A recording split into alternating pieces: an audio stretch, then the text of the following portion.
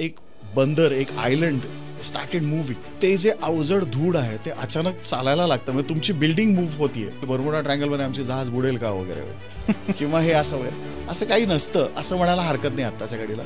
मी आता तुम्ही मला जिवंत बघतात, म्हणजे मी 1000 वेळेला बर्मुडा ट्रायंगलमधनं पास केलं, त्यामुळे असं काही घडत नाही.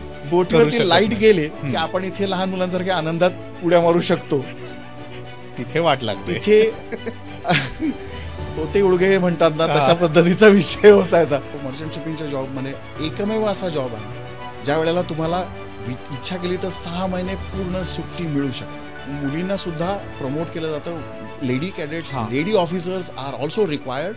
दे can do it. There are many lady officers on board. ज्या वेळेला ते आले, एक 20-25 मिनिटाचं ऑपरेशन त्यांचं होतं. त्याच्यामध्ये त्यांनी काही पर्सनल इफेक्ट, काही डॉलर्स, पैसे, कॅश, सोनं नाणं आमच्याच क्रूमधनं लुटून नेलं. तो आमच्या शिपच्या क्रूच्या सतर्कतेमुळे फॉईल झाला. तो अटॅक सक्सेसफुल झाला नाही. Out of the frustration they fired one LPG on the ship. The gun propelled grenade ज्याला म्हणतात. सो तो ग्रेनेड फेकला त्यांनी आणि त्याचा ब्लास्ट शिपवरती झाला. 2023-2024 मध्येच घडलेली घटना आहे. 2023ला एक शिप हायजॅक झालं. डिसेंबर 2023चा विषय.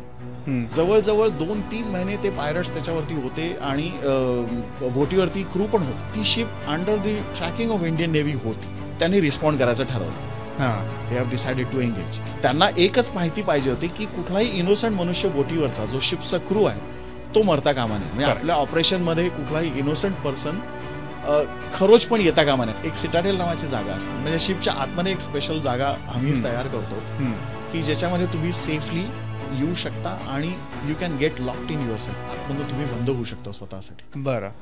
तर ही प्रोसेस करायला एक वाईजनेस लागते. जेव्हा पायरट्स ऑन बोर्ड आहेत त्यांच्या नकळत सगळ्यांनी एकत्र यायचं आणि एका खोलीत स्वतःला, including captain of including okay सगळ्यांनीच. आम्ही सगळे सेफ आहोत. आता बोटीवरती आहेत तो फक्त पायरट्स आहेत. एवढा सिग्नल फक्त त्या इंडियन नेव्हीला सफिशियंट होतो. वाव.